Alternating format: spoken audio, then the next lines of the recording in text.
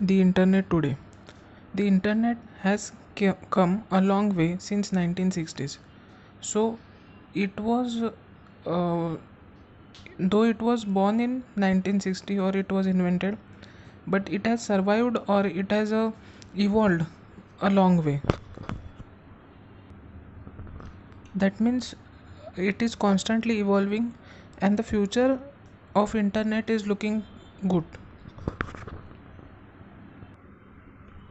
The internet today is not simple hierarchical structure.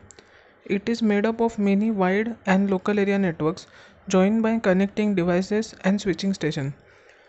So that means today's internet is so much evolved that it is made up of many wide and local area networks joined by connecting devices.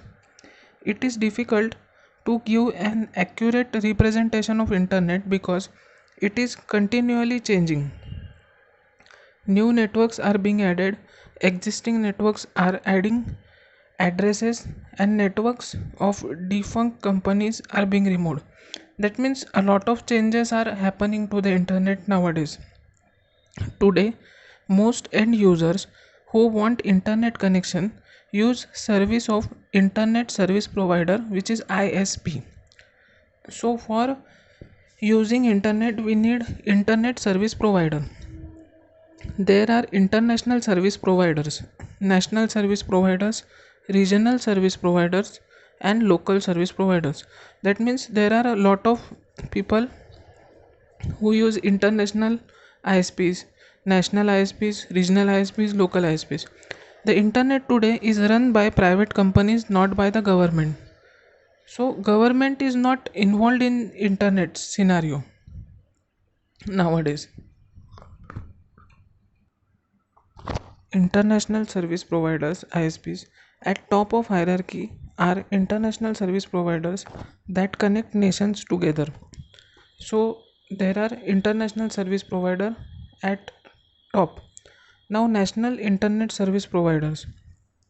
The national internet service providers are backbone networks created and maintained by specialized companies.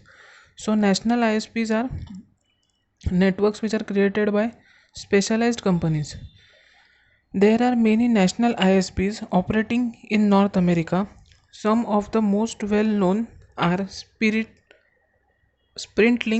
PSINet, UUNet Technology, AGIS, and Internet MCI. So these are national service providers in America. To provide connectivity between the end user, these backbone networks are connected by simple switching stations, normally run by a third party called network access points, that is NAPs. So NAPs are connecting these networks. Some national ISP networks are also connected to one another by private switching stations called peering points. These normally operate at high data rate, usually up to 600 Mbps. Now, regional internet service providers. Regional internet service providers or regional ISPs are smaller ISPs that are connected to one or more national ISPs. They are third level of hierarchy with smaller data rate.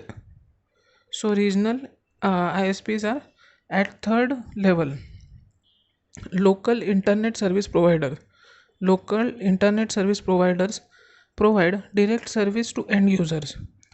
Local ISPs provide direct service to end users. The local ISPs can be connected to regional ISPs or directly to national ISPs. Most end users are connected to local ISPs. Note that in this sense, a local ISP can be a company that just provides internet services, a corporation with network that supplies services to its own employees, or non-profit organization. So local ISPs are on the lower level than national or regional ISPs. Now protocols and standards.